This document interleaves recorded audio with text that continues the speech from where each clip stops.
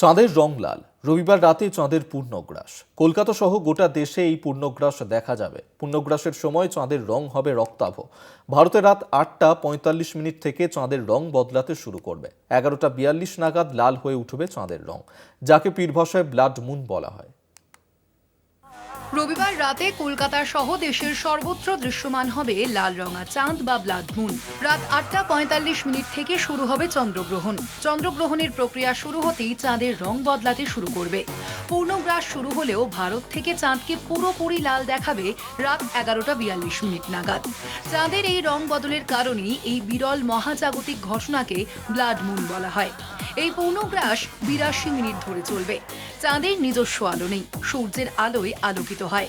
কিন্তু চাঁদ ও সূর্যের মধ্যে যখন পৃথিবী এসে পড়ে, তখন তার ছায়া পড়ে চাঁদের উপরে, যাকে চন্দ্রগ্রহণ বলা হয়।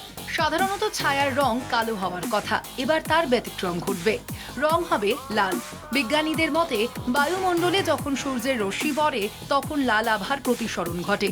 তার ফলে পূর্ণগ্রাস হলে চাঁদের রং রক্তাভ দেখায়। গ্রহণের সময় চাঁদের কাছাকাছি শনি গ্রহকেও দেখা যাবে, তবে নগরাঞ্চলে আলোর আধিক্যের কারণে তা খালি চোখে ধরা নাও দিতে পারে। এই পূর্ণগ্রাস এশিয়া, অস্ট্রেলিয়া, আফ্রিকা থেকে দেখা যাবে।